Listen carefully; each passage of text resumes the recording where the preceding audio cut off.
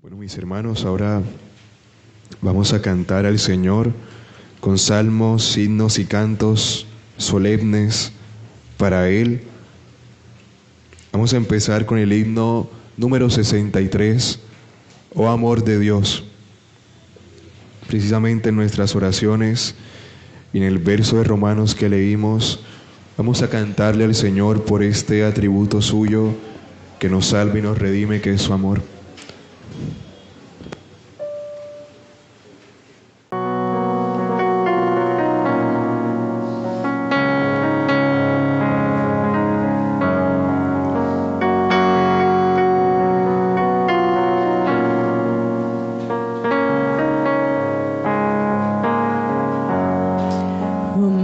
De Dios, su inmensidad, el hombre no podría contar ni comprender la gran verdad que Dios al hombre pudo amar.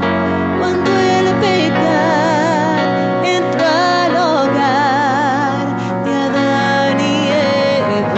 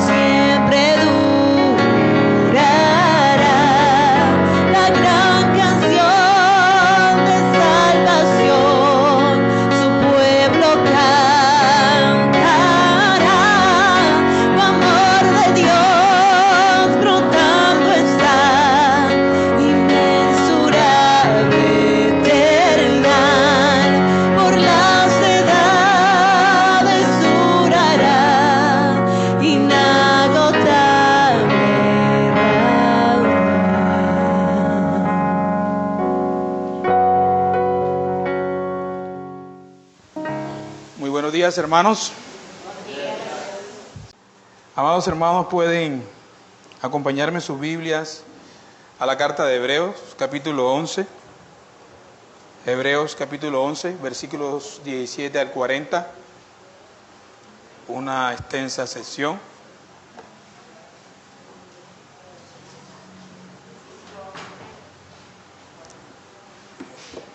Hebreos 11. Gracias, hermano.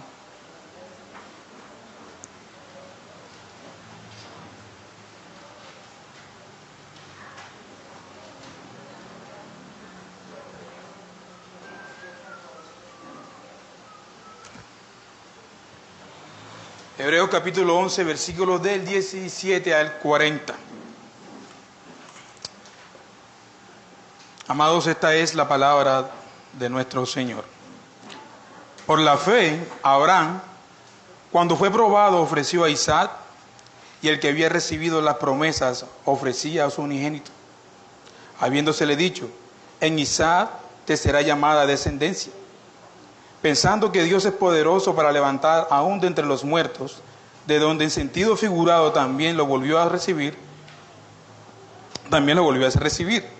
Por la fe bendijo Isaac a Jacob y a Esaú respecto a las cosas venideras. Por la fe Jacob, al morir, bendijo a cada uno de sus hijos, de los hijos de José, y adoró apoyado sobre el extremo de su bordón. Por la fe José, al morir, mencionó la salida de los hijos de Israel y dio mandamiento de las cosas acerca de sus huesos. Perdón, amados hermanos. Por la fe José, al morir, mencionó la salida de los hijos de Israel y dio mandamiento acerca de sus huesos. Por la fe Moisés, cuando nació, fue escondido por sus padres por 3 meses, porque le vieron niño hermoso y no temieron al decreto del rey. Por la fe Moisés, hecho ya grande, rehusó llamarse hijo de la hija de Faraón, escogiendo han de ser maltratado por el pueblo de Dios que gozar de los deleites temporales del pecado, teniendo por mayor riqueza el vituperio de Cristo que los tesoros de los egipcios, porque tenía puesta la mirada en el galardón.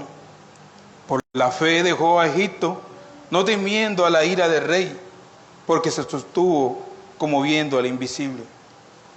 Por la fe celebró la Pascua y la aspersión de la sangre, para que el que destruía a los primogénitos no los tocase a ellos. Por la fe pasaron el mar rojo como por tierra seca, intentando los egipcios hacer lo mismo, fueron ahogados. Por la fe cayeron los muros de Jericó después de rodearlos 7 días. Por la fe, Rahab la ramera no pereció juntamente con los desobedientes, habiendo recibido a los espías en paz. ¿Y qué más digo? Porque el tiempo me faltaría contando de Gedeón, de Barak, de Sansón, de Jaftet, de David, así como de Samuel y de los profetas, que por su fe conquistaron reinos, hicieron justicias, alcanzaron promesas, taparon boca de leones, apagaron fuegos impetuosos, evitaron filo de espada, sacaron fuerzas de debilidad, se hicieron fuertes en batallas, pusieron en fuga ejércitos extranjeros. Las mujeres recibieron los muertos mediante resurrección, mas otros fueron atormentados, no aceptando el rescate, a fin de tener una mejor resurrección. Otros experimentaron vituperios y azotes, y más que esto, prisiones y cárceles. Fueron apedreados, aserrados, puestos a prueba, muertos a filo de espada. Anduvieron de acá para allá cubiertos de pieles de ovejas y de cabras, pobres, angustiados, maltratados, de los cuales el mundo no era digno, errando por los desiertos, por los montes, por las cuevas y por las cavernas de la tierra. Y todos estos, aunque alcanzaron buen testimonio mediante la fe, no recibieron lo prometido, proveyendo Dios alguna cosa mejor para nosotros, para que no fuesen ellos perfeccionados aparte de nosotros. Dios añada bendición a su palabra. Puede sentarse, amado hermano.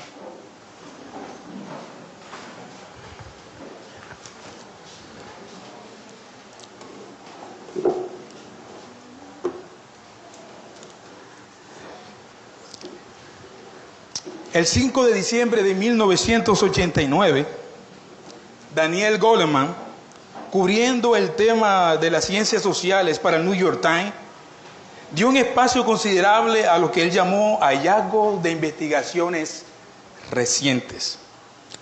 La investigación a la que se refería el señor Goleman fue un informe elaborado por un equipo de psicólogos que después de un estudio intensivo descubrió que la gente le teme a la muerte. Este sorprendente descubrimiento llevó a investigadores a formar una teoría radical. ¿De qué se trataba esta teoría radical? Que el miedo a la muerte fue un papel central y a menudo insospechoso en la vida psicológica. La gente tiene miedo a la muerte.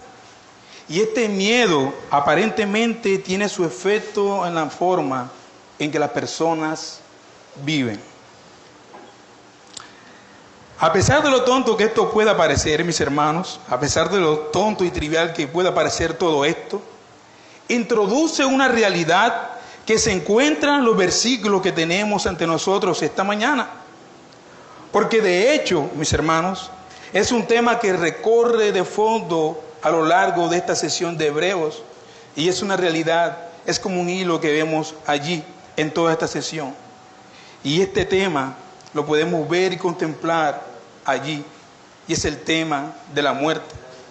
Y en particular, cómo el pueblo de Dios ha respondido a ella de manera fiel. Eso, entre otras cosas, es lo que veremos en esta mañana.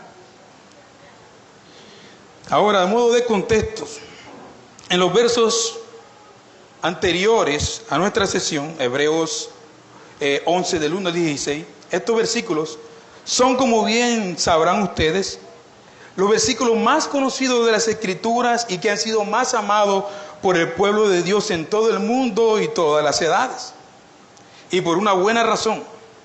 En ellos encontramos muchas de las figuras más grandes y prominentes de la Biblia.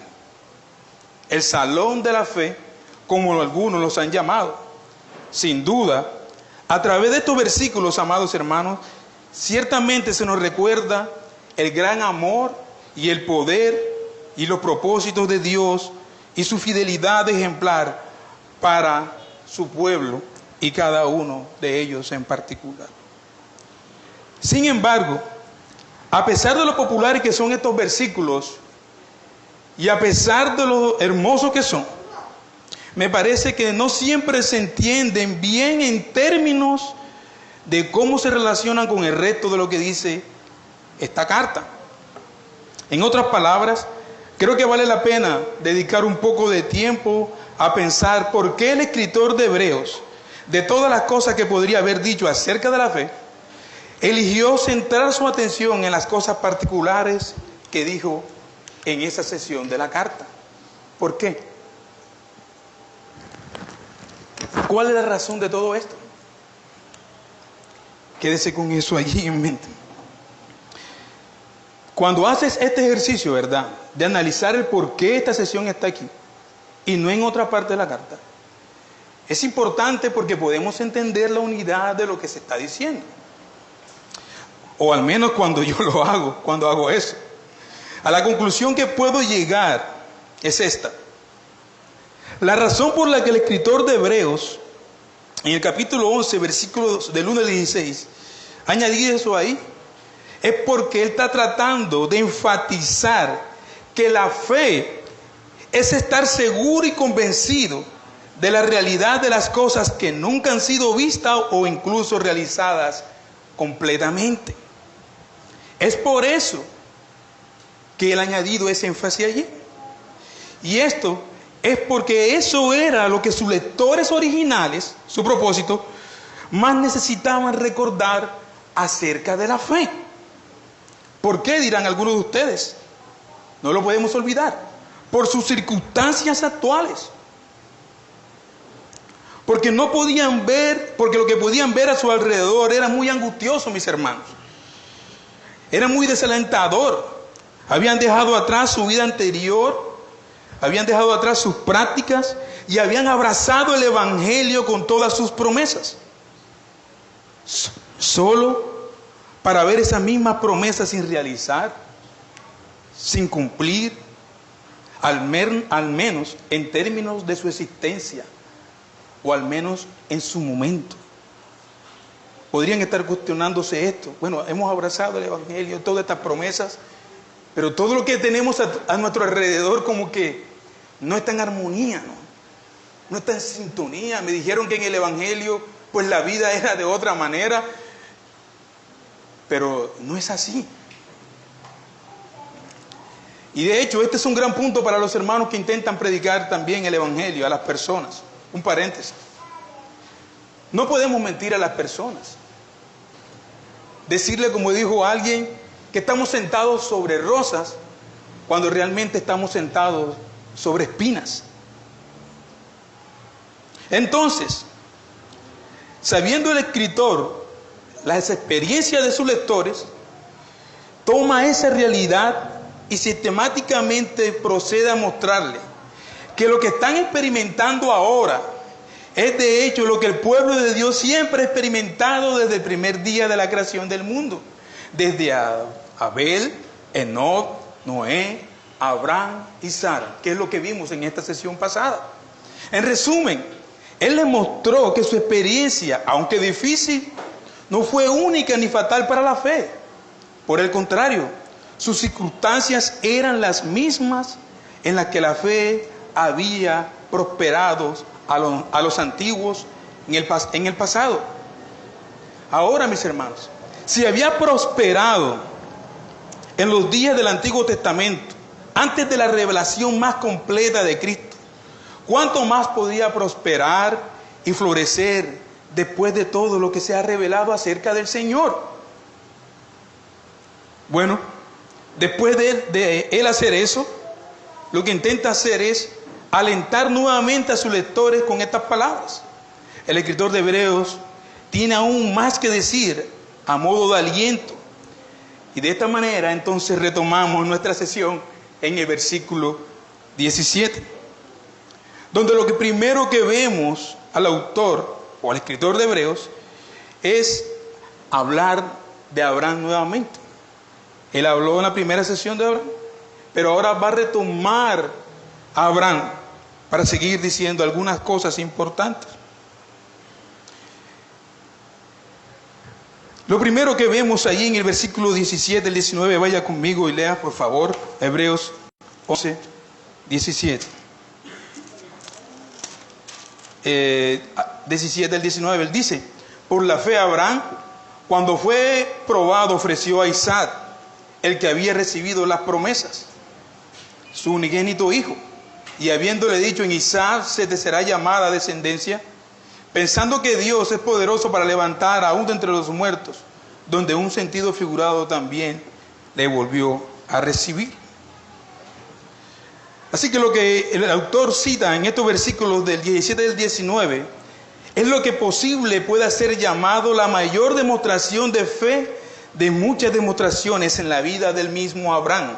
Es decir, la fe que este hombre mostró cuando Dios le dijo que sacrificara a su unigénito. Es interesante, ¿no? Que Dios le hace una promesa de darle un hijo y que este hijo va a ser quien traerá la descendencia y luego Dios se lo pida en sacrificio. ¿Puedes comprender eso? ¿Puedes pensar en eso un poco? Este es el mismo hijo, como sin duda recordarán, que Dios le había prometido a Abraham y a Sara, y a través de quien, dijo Dios, convertiría a Abraham en una gran nación. Pero ahora, ese es el hijo que Dios le dice a Abraham que ofrezca en sacrificio. Sorprendentemente y aparentemente, con poca resistencia, Abraham toma a su hijo y se dirige a hacer exactamente lo que Dios le ha ordenado, mis hermanos.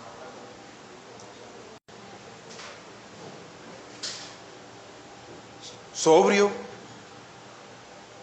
y obediente.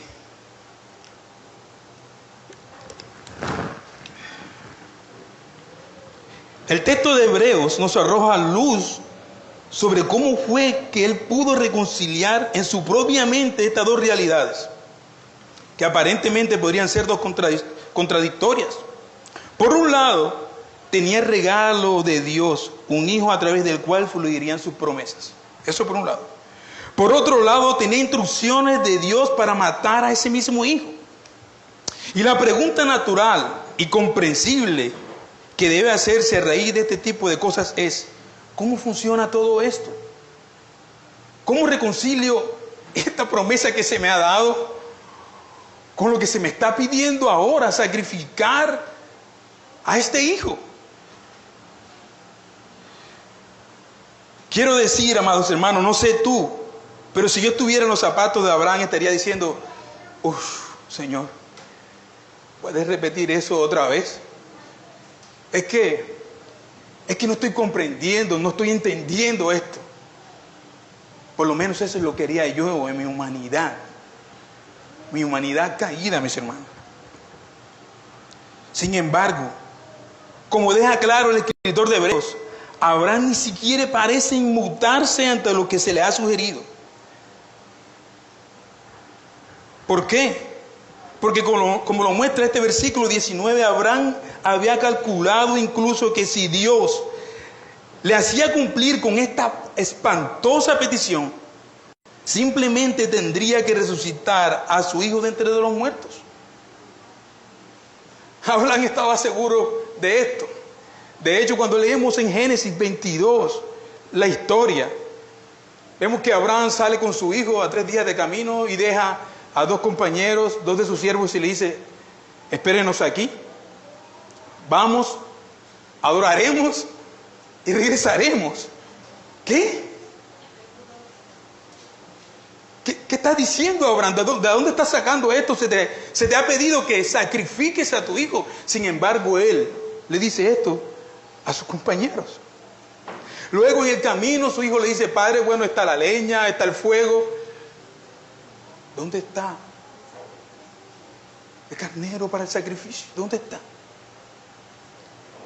Y Abraham le dice una palabra clave: Dios se proveerá. Dios se proveerá para sí mismo. Oh, qué gran fe la de este hombre, ¿verdad? Qué gran fe, mis hermanos. Abraham ya había calculado esto, mis hermanos: si Dios me va a hacer cumplir esta petición espantosa, si Él tiene este plan, simplemente Él tendrá que resucitarlo de entre los muertos. No es que era un antojo de Abraham, ¿verdad? Sino que él entendía el poder de quién es Dios. ¿Quién es su Dios? ¿A quién él había creído? ¿Quién era el que le había hecho las promesas? ¿A quién se debía su propia vida, su esposa, sus hijos, su trabajo, todo? Amigos y hermanos, no había otra probabilidad en la mente de Abraham. No había duda en su mente que Dios podía hacerlo, o que lo haría si llegaba a eso. Lo asombroso de la fe que se encuentra en esta sesión, ese razonamiento de este hombre, ¿verdad? Ese razonamiento que está detrás de Abraham, fue que resultó en una obediencia increíble y confiada. Si bien Abraham no sabía lo que sucedería, o sea, no podía ver cómo iba a funcionar todo esto, las 2 cosas que sí sabía eran que Dios debía ser obedecido y que cumpliría sus promesas. Como recordarán, en el último momento, cuando se levantó el cuchillo, ¿verdad?, para el sacrificio, usted puede imaginar esto: mientras que el cuchillo va siendo levantado, el corazón de Abraham se va desboronando más. Corazón desboronándose, pero obedeciendo, ¿no?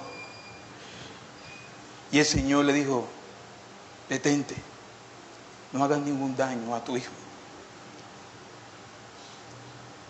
El corazón de Abraham seguramente se estaba rompiendo, amados hermanos, pero Dios detuvo su mano y le proveyó un sacrificio, un sustituto en su lugar, un carnero que se había quedado atrapado en el matorral.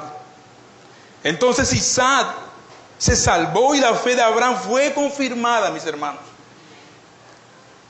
¿Qué clase de fe es esta?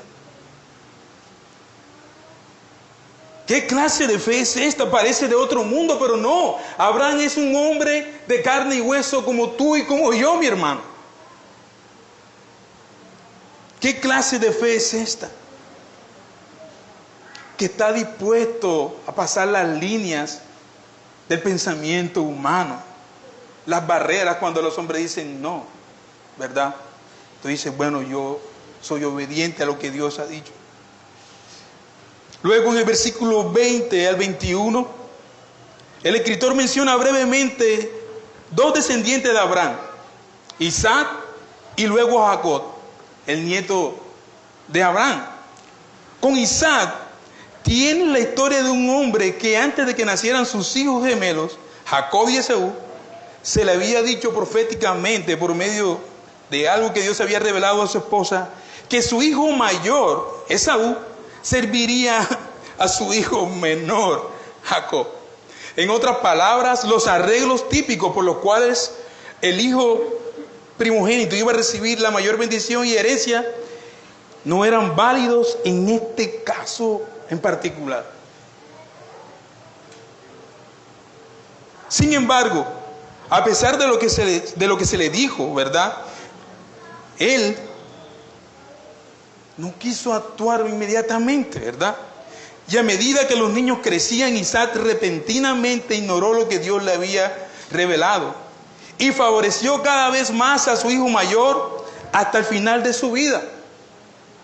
Incluso, mis hermanos, cuando Isaac estaba muriendo y preparándose para transmitir su bendición paternal, todavía no estaba dispuesto a aceptar lo que Dios había dicho acerca de sus hijos. Y necesitó, por así decirlo, del engaño de su esposa, que sabía muy bien lo que Dios había dicho, que la bendición de Isaac cayera sobre Jacob y no sobre Esaú. Y te preguntarás, ¿dónde está la fe de Isaac en todo esto? ¿Dónde está la fe de él aquí? Vemos un hombre que no quiere hacer lo que Dios le ha dicho porque él quiere dar su bendición a su hijo mayor. ¿Y dónde está la fe de él con su esposa actuando detrás para que él pudiera obedecer? La fe de Isaac no se ve en esta sesión inicial de la bendición que tenemos ahí en Génesis 27, pero luego más adelante en Génesis capítulo 28, versículos del 1 al 5, vaya ya conmigo, podemos ver cómo él lo hizo. Génesis capítulo 28, versículos del 1 al 5.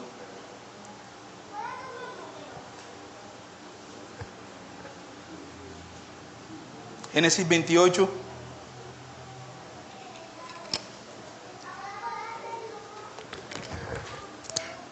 El énfasis está en el versículo 4, pero vamos a leer. Entonces Isaac llamó a Jacob y lo bendijo y le mandó diciendo: no tomes mujer de las hijas de Canaán. Levántate, ve a Padán Aram, a casa de Betuel, padre de tu madre, y toma allí mujer de las hijas de Labán, hermano de tu madre. Y el Dios omnipotente te bendiga y te haga fructificar y te multiplique hasta llegar a ser multitud de pueblos. Y te dé la bendición de Abraham y a tu descendencia contigo, para que heredes la tierra en que moras, que Dios le dio a Abraham.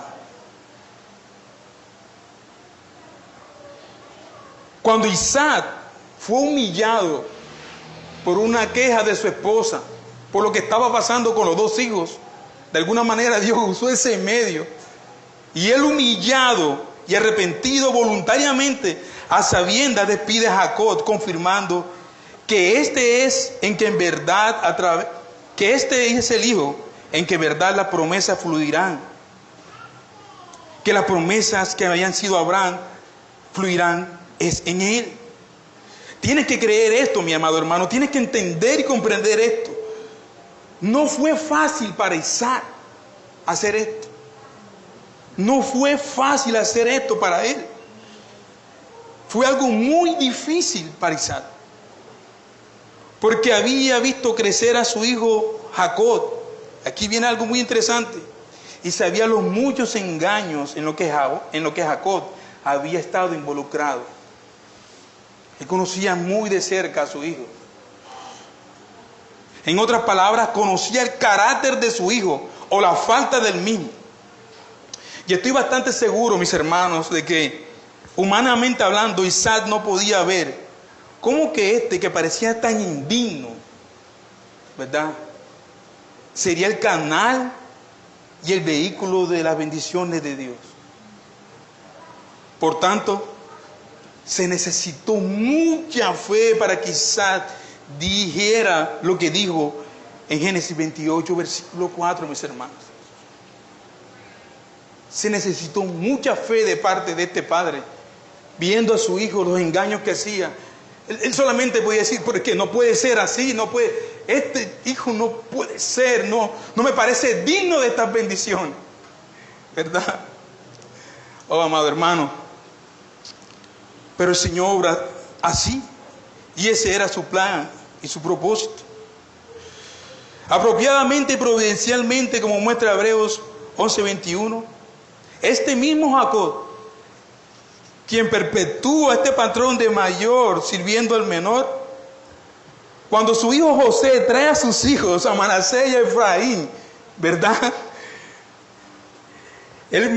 José hace lo siguiente, coloca al mayor a la derecha, para que estuviera a la derecha de su abuelo, el lugar de mayor honor, y a Efraín el menor, para que estuviera en la izquierda. Mire esta escena de fe. José trae a sus dos hijos, el mayor, el menor, y lo pone el mayor a la derecha de Jacob, y al menor a la izquierda, para que su abuelo le dé la bendición. Y miren este acto de fe por parte de Jacob. Él ni siquiera se molestó ni se desanimó por esto. Cuando los muchachos se acercan, él extiende la mano y luego las cruza. Y luego cruza las manos, poniendo su mano derecha sobre Efraín, el más joven, y así confirmando sobre él la mayor bendición, mis hermanos. Seguramente al hacer esto, él, Jacob particularmente, tendría que estar recordando este patrón en su propia vida, recordando las palabras de su propio padre, pensando en cómo su padre debe haber tenido una gran fe para hacer lo que hizo con su propia vida. Por tanto, su repetición del propio patrón de su padre probablemente habría sido un momento para él un poco agridulce, pero también un acto de fe en sí mismo, mis hermanos. Luego, el autor añade en el versículo 22 la historia de José. Y aquí hay algo muy importante que analizar. Vaya conmigo allí, el versículo 22. Por la fe, José al morir mencionó la salida de los hijos de Israel y dio mandamiento acerca de sus huesos. El escritor de Hebreos no elige ninguna otra de las pruebas y experiencias anteriores de José en las que su fe había sido probada. Él no escoge ninguna de esas. Él está resumiendo, pero él está poniendo los puntos claves. Él está interesado en que la promesa de Dios de que los descendientes de Abraham heredarán la tierra de Canaán. Por lo tanto, las palabras que José dijo a sus hermanos al final de su vida son importantes. Él dijo, estoy a punto de morir. Eso es Génesis 50, versículo 24, si quiere leer conmigo. Estoy a punto de morir, pero Dios vendrá ciertamente en vuestro socorro y os sacará de la tierra para llevarlos a la tierra que Él prometió con juramento a Abraham, Isaac y Jacob. El hilo dorado de la promesa une a los patriarcas en una fe que trasciende por generaciones, amados hermanos. Recuerden que José a la edad de 17 años fue vendido a mercaderes madianitas que lo llevaron a la tierra de Egipto. José solo regresó brevemente a Canaán para el entierro de su padre Jacob. Él había vivido en la corte de Faraón, se había casado con una egipcia, había tenido sus hijos, y no obstante José hizo algo muy importante, mis hermanos. Él permaneció fiel a Dios, permaneció fiel al Dios de sus padres, y cuando supo que se acercaba al final de su vida, profetizó acerca de la bendición patriarcal. Él predijo el éxodo, mis hermanos. Él predijo este éxodo de Egipto, de los descendientes de Jacob. Y por la fe le pidió a estos descendientes que llevaran sus huesos a Egipto, de Egipto a Canaán. Y cuando el éxodo ocurrió, mis hermanos, ¿saben qué pasó? Moisés llevó los huesos de José consigo. Y los huesos de José, ¿verdad?, fueron llevados y enterrados en Siquem. ¡Wow! ¿Cuánto tiempo pasó para esto? Pasó mucho tiempo, mis hermanos. Pasó mucho tiempo, muchas décadas para que esto se cumpliera. Amados hermanos, la orden de José acerca de sus huesos para que fueran enterrados en Canaán no fue un acto de nostalgia o de superstición, sino un acto de fe. Él habló proféticamente del éxodo y por la fe vio que los restos serían llevados a la tierra prometida. Él creía que Dios cumpliría su palabra. Wow, mis hermanos. Para los lectores de la carta, esto debe ir calentando gradualmente su corazón. Tras cada autor se menciona, ¿verdad? Tras cada episodio es mencionado, añadido, sus corazones van calentándose gradualmente. Para nosotros debería ser lo mismo. Para nosotros debería ser lo mismo. ¿Por qué has llegado a paralizarte por el miedo? ¿Por qué? El temor, mis hermanos. ¿Qué dice la Escritura? Que el temor, que la falta de amor echa fuera el temor es otro tema, pero el temor paraliza los corazones de los hombres para actuar por fe. Luego, como si nada, el autor añade allí en los versículos 23 al 29 la historia de Moisés y este éxodo que tenemos allí. Y es una gran narrativa para mostrarnos cómo este hombre, desde que nació, sus padres estuvieron involucrados en actos de creer a Dios y fe. Versículos 23 y al 29. Por la fe de Moisés, cuando nació, fue escondido por sus padres por 3 meses, porque le vieron niño hermoso y no temieron al decreto del rey. Por la fe de Moisés, hecho ya grande, rehusó llamarse hijo de la hija de Faraón, escogiendo antes ser maltratado con el pueblo de Dios que gozar de los deleites temporales del pecado, teniendo por mayores riquezas el vituperio de Cristo que los tesoros de los egipcios. ¿Por qué? Porque tenía puesta su mirada en el galardón. Por la fe dejó a Egipto, no temiendo la ira del rey, porque se sostuvo como viendo al invisible. Por la fe celebró la Pascua y la aspersión de la sangre, para que el que destruía a los primogénitos no los tocase a ellos. Por la fe pasaron el mar rojo como por tierra seca, e intentando los egipcios hacer lo mismo, fueron ahogados. Amados hermanos, cuando los no creyentes intentan hacer lo mismo que tú, fracasan.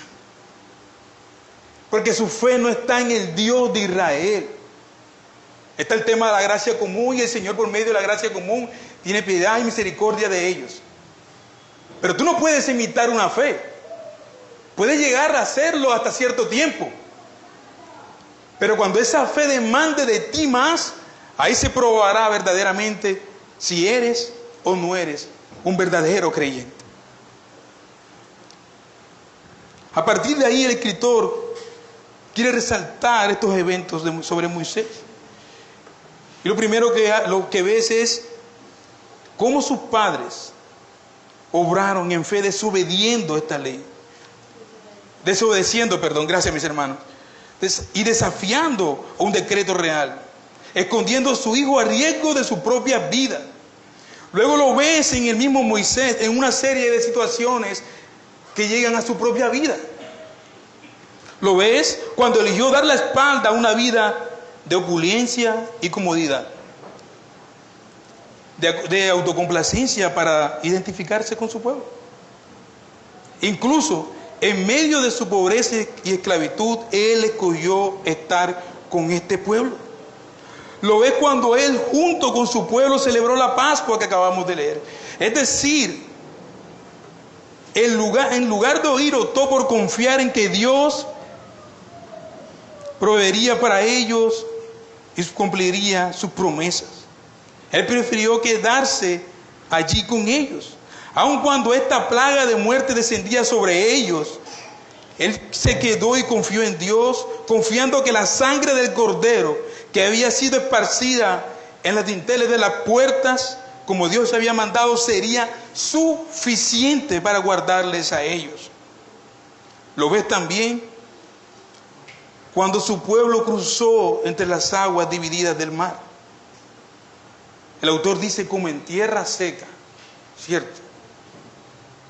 Aguas mortales de ambos lados, sin embargo ellos cruzaron. Para nosotros estos hechos, honestamente leemos esto y no lo podemos ver con fe. Decimos, ¿realmente esto pasó? O sea, ¿realmente el mar se abrió en dos?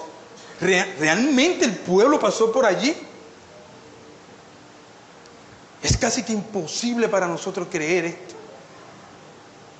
Pero eso fue precisamente lo que Dios hizo, mis hermanos. Dios abrió este mar en dos para salvar a su pueblo. Y luego tenemos nuevamente a los egipcios intentando ¿qué? Hacer lo mismo. Y perecieron. Perecieron allí. ¿Qué clase de fe es esta, verdad? Pero hay algo más interesante allí. El mar ha sido partido en dos para salvar un pueblo que ha retenido las promesas. El Hijo de Dios ha sido partido en Dios para un pueblo que espera en sus promesas. Su sangre ha sido derramada por nosotros para asegurarnos y redimirnos. Su Espíritu ha sido dado para nosotros como arras, como sellos, y asegurarnos la eternidad de que le pertenecemos a Dios.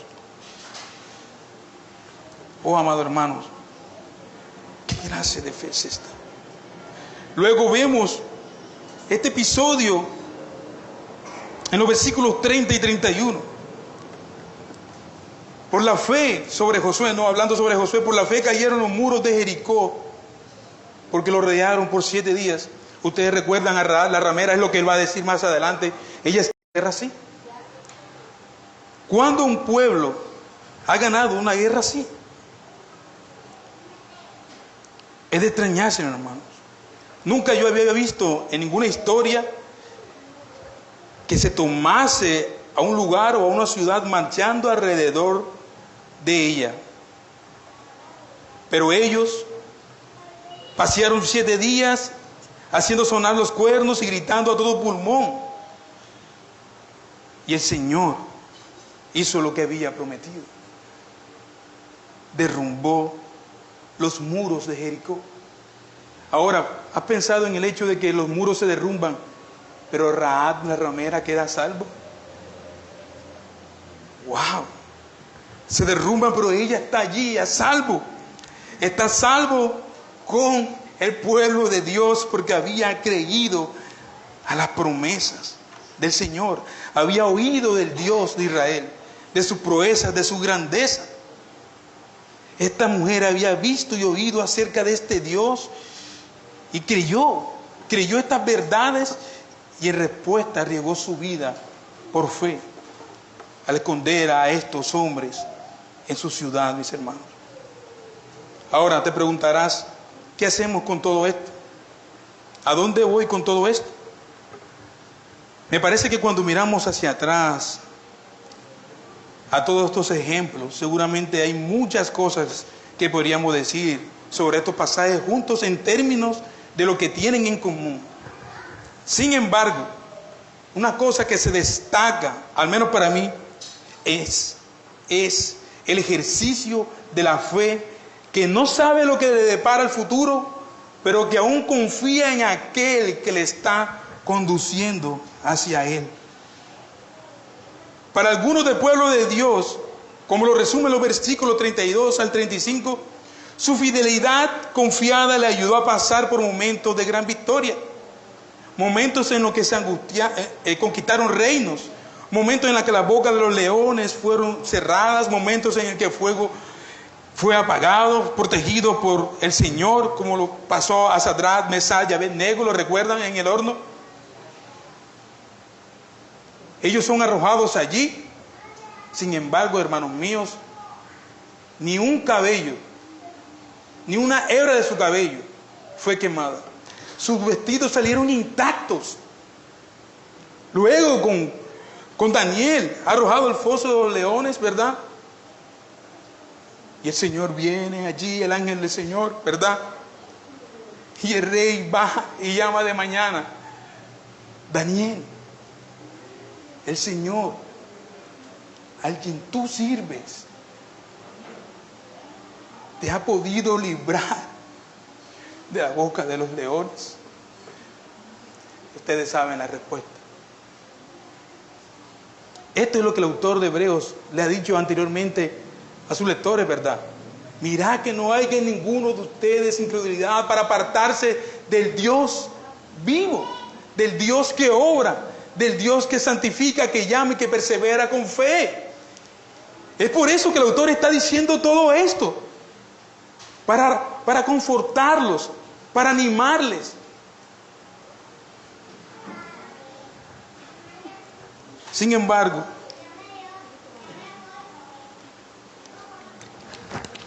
el pueblo de Dios, amados hermanos, ha marchado sobre este Dios de esta manera. Por otro lado, muchos de los versículos 35b al 38 que vemos allí, vamos a leerlo para poder explicar un poco más sobre esto. Versículo 35, la parte B. Mas otros fueron atormentados, no aceptando el rescate, a fin de obtener una mejor resurrección. Otros experimentaron vituperios y azotes, y más de estos, prisiones y cárceles. Fueron apedreados, aserrados, puestos a prueba, muertos a filo de espada, anduvieron de acá para allá cubiertos de pieles de oveja y de cabras, pobres, angustiados, maltratados, de los cuales el mundo no era digno, mis hermanos. Errando por los desiertos y por los montes, por las cuevas y por las cavernas de la tierra.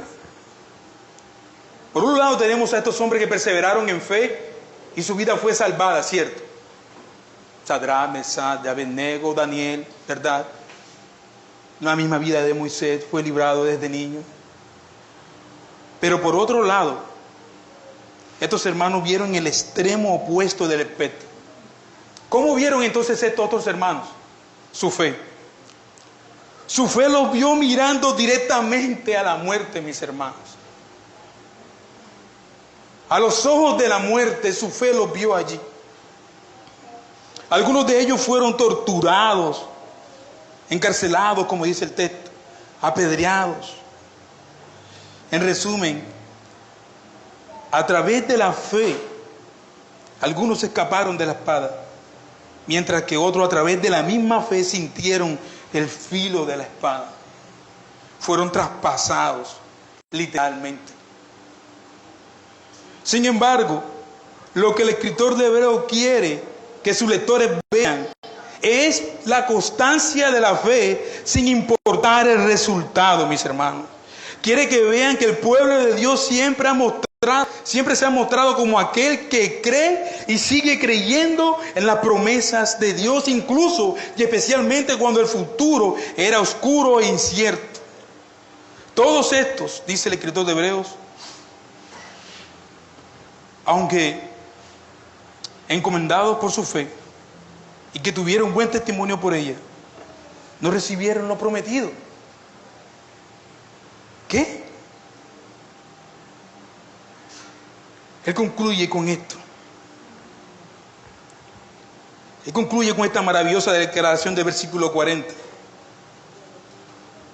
por la cual el autor de Hebreos vincula la fe como del futuro de las promesas de estos grandes héroes de la fe, la vinculan con la fe y el futuro de las promesas de quienes les está escribiendo. Él dice allí en el versículo 40.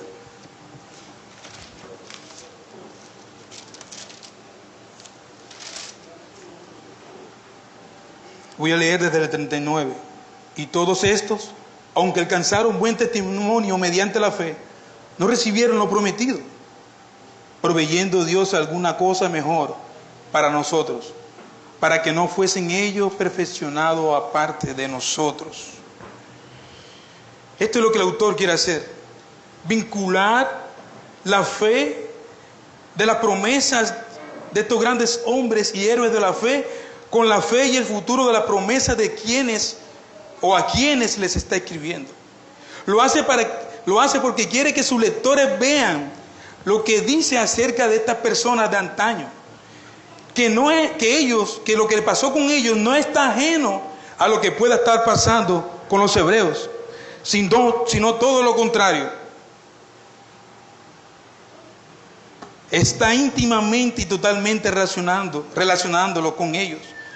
La promesa del futuro que el pueblo de Dios de antaño anhelaba, en ese entonces, son las mismas promesas y el futuro que el pueblo de Dios espera en el día de hoy, mis hermanos. Son las mismas promesas. Como personas de la promesa, debemos ser como aquellos que son definidos y guiados, mis hermanos, definidos y guiados por lo que su fe le ha dictado en la palabra de Dios. Y no debemos ser como aquellos que son definidos y guiados por lo que sucede a su alrededor. No. Como pueblo de Dios también nosotros debemos ser como aquellos que son guiados y definidos y moldeados por algo interno, por una confianza real en Dios, confiando en que Él llevará a cabo todo lo que ha comenzado, que Él cumplirá cada una de sus promesas, incluso esas promesas que están lejos, que apenas se puedan ver. Que no queden dudas, como el escritor de Hebreos nos recuerda aquí, amados hermanos. Los resultados para las personas de la fe pueden ser completamente diferentes, tanto para unos como para los otros, lo hemos visto, ¿no es así? Avanzar en fe no es garantía de ningún futuro en particular. No es garantía de que verás bendiciones más de la garantía de que sufrirás mucho por el reino. Es posible que veas mucho menos de lo uno y mucho más de lo otro, pero la verdad es que no hay resultado garantizado para el pueblo de Dios en esta vida. No es la perspectiva de un resultado en particular lo que nos va a moldear, mis hermanos. Ahí no es donde radica nuestra confianza. No es ahí donde encontramos certeza. Ese no es el determinante de nuestras decisiones y elecciones. No es allí. Es en el Dios que ha provisto a su Hijo. Es en el Dios que ha provisto su palabra para que confiemos en ella.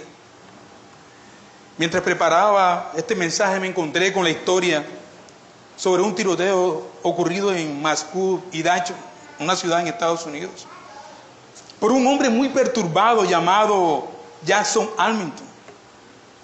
Sin embargo, la historia que leí, amados hermanos, no hablaba de Jackson Hamilton.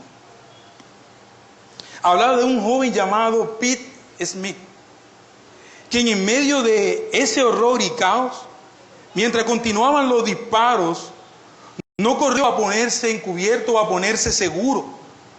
En cambio, corrió y consiguió un arma y luego corrió hacia el agresor del caos, buscando al tirador con la esperanza de hacer algo al respecto, con la esperanza de evitar que disparara a más personas o a niños. Al final resultó que Pete casi pierde la vida recibiendo 3 disparos en medio del caos. Cuando la historia salió a la luz, más tarde, se reveló que este joven era un cristiano protestante. Y un escritor, resumiendo lo que sucedió ese día, dijo esto: mientras todos huían del tiroteo y se escondían y corrían por sus propias vidas, Pete no corrió a eso. Pete corrió hacia el hombre. Mientras todos los demás tenían miedo de morir, Pete no tenía miedo de morir. Parecía que no había temor en él. Pete no tenía ningún deseo de esconderse o de morir. Eso no estaba en su mente. Lo que estaba en su mente era el bien que debía de hacer. Qué gran joven. Pete actuó con libertad y amor porque Pete no estaba controlado por el miedo a la muerte. Lo que decíamos al inicio del sermón. Pete es un joven libre de vivir porque no tiene miedo a morir, y nosotros tenemos que ser desafiados a eso. Miedo a morir. Como lo decía un momento mi hermano, el miedo a morir controlará toda tu vida. Hace un tiempo experimenté eso, pensando que iba a morir en la casa por un paro, ¿no? Por las cosas que me acontecen regularmente. Salía de la casa a cualquier hora, 3, 4 de la mañana. Y en uno de esos días, encerrado en mi cuarto, la puerta de mi cuarto tiene una ventana muy grande, aislado allí. Yo podía ver a mi esposa con mis hijos jugar, atenderlos, y yo estaba aislado por varios días. Y yo por medio de esa ventana llegué a la conclusión, bueno, si yo muriera, ¿qué? La vida de mi esposa y mis hijos continúa. ¿Por qué tengo que tener miedo a morir si morir es ganancia? ¿Sabes qué? Voy a comenzar a vivir cada día de mi vida, un día a la vez. Compartiré cada día con mis hermanos, compartiré cada día con mis familiares, con los vecinos que no conocen el Evangelio, compartiré con mi misma familia más, aunque mi vida se esté destrozando aquí y ahora. El escritor del New York Times, que había abierto estos espacios, resumió la historia de esta manera, así: Pete Smith, en medio de esta horrible circunstancia, me dijo que él estaba viendo una fe, que su fe lo sostenía mirando lo invisible, y que su convicción y seguridad en la promesa de Dios le habían permitido actuar con libertad, para no ser controlado por el miedo a la muerte, sino a superarlo. Entonces la fe puede manifestarse en todo tipo de forma, en medio de todo tipo de circunstancias, amados. Incluso en situaciones extremas como la que acabamos de citar de este joven, ¿cierto? Al ejercitar la fe, no nos da ninguna garantía de que las cosas saldrán favorablemente. Al menos no aquí. En cambio, somos guiados por una confianza en Dios, en el Dios fiel en sí mismo, fiel a sus promesas, fiel a su pacto, fiel a su pueblo. Esta confianza nos guía a ese Dios, nuestra confianza en un Dios que es el dueño de nuestro último futuro, de nuestro último aliento, de nuestra propia vida, mis hermanos. Por otro lado, a veces no será miedo en ninguno de nosotros. A veces será otra cosa. A veces será doloroso. Alguna enfermedad con la que batallas y te causa dolor. A veces con consecuencias que no serán tan fáciles de arreglar. A veces parecerán más cotidianos, aunque seguirán siendo bastante reales y fuertes. A veces vivir de esta manera por fe significa hacer una elección, y no necesariamente una elección dramática, sino una elección donde todos los demás te dicen, no lo debes de hacer. Pero Dios te dice, tienes que hacerlo. John Piper, reflexionando sobre este capítulo específicamente sobre Abraham y su terrible elección de obedecer a Dios, dice lo siguiente. Para muchos de ustedes, también es para ustedes, ¿no? Para muchos de ustedes este momento, para muchos de ustedes ha llegado el momento, están en el momento del desafío. Para otros se acerca el momento. Cuando ser obedientes se siente como el final de un sueño, se siente terrible. Sientes que si haces lo que la palabra de Dios o el Espíritu de Dios te ha llamado a hacer, te hará sentir miserable y no hay forma en que Dios pueda cambiar esto para bien. Piper continúa. Tal vez el llamado o el mandato de Dios que escuchas en este momento es permanecer soltero o soltera. O quizás casarte. Permanecer en ese trabajo o dejar ese trabajo. Hablar en el trabajo acerca de Cristo o negarte a comprometer tus estándares de honestidad. Para otros será confrontar a un hermano o a una persona en pecado. Para otros aventurarse a una nueva vocación, como ser misionero. ¿Lo has contemplado?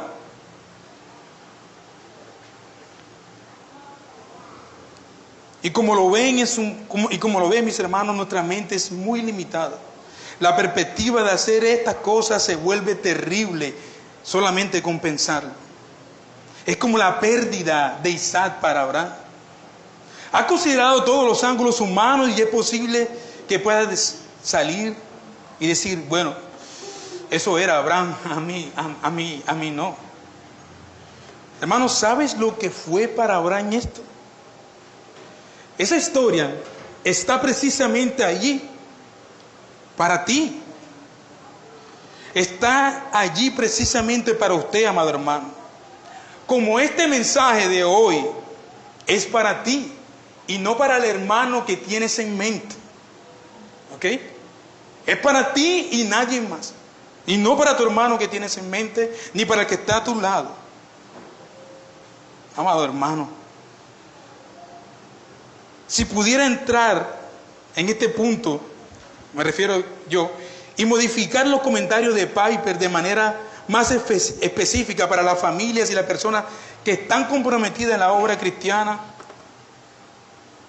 o que están a tiempo completo en algunos lugares, porque aquí todavía no, la diría de la siguiente manera.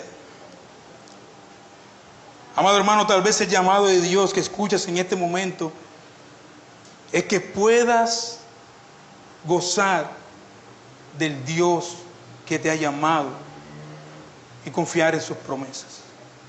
Y comiences a vivir desde ya. No mañana. Vive hoy. Vive hoy, mi hermano. Algunos dirán, hermano, pero tú qué sabes de lo que es enfermedad, es una enfermedad o luchar con algo. ¿Qué puedes saber de esto? Está bien. Pero mi consejo es, vive hoy. Vive hoy, amados hermanos. O tal vez sea todo lo contrario. Deja atrás todo lugar desagradable y comienza a buscar dónde comprometerte para poner tu vida en sacrificio, como oraba mi hermano Carlos Daniel esta mañana, por los demás. A negarnos a nosotros mismos y poner nuestra vida en servicio de otras personas. ¿Ha considerado que Dios ha puesto personas en la iglesia para que tú puedas ser santificado al amar a esas personas que no soportas? Dios la ha puesto allí providencialmente para santificarte y para mostrarte cuán diferente eres a tu Padre a la hora de perdonar y amar. ¿Estás dispuesto a creer, amado hermano, en las promesas de Dios? ¿Estás dispuesto a creer en que Él es fiel? Amado hermano,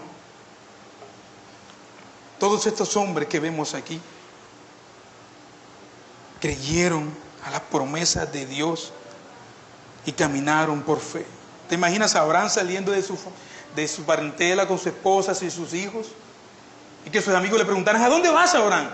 De seguro que vas a un lugar mejor que este. Y Abraham tenga que decir: el Señor me ha dicho que voy aquí, a este lugar. Pero ahí no hay nada, Abraham. ¿Hacia dónde te diriges? Yo voy allí. Tener la valentía como la tuvo Sadrach, Mesach y Abednego ante el decreto del rey y decir: ¿sabes qué? No tememos, oh rey. Arrójanos, nuestro Señor nos librará. Ese es el Dios que nosotros tenemos, amados hermanos. Señor, te damos gracias por tu palabra, Padre amado. Gracias porque eres bueno, Señor, en gran manera. Alienta nuestras vidas a través de tu palabra, Señor. Nos confortas, nos consuelas. A nuestros hermanos débiles entre nosotros, fortaléceles, Señor. A los enfermos entre nosotros, permíteles vivir, Señor. Permíteles vivir contemplándote a ti, Señor. Poniendo su mirada en el invisible, Señor. Como viendo al invisible, Señor. Muchas gracias, Padre, en Cristo. Amén.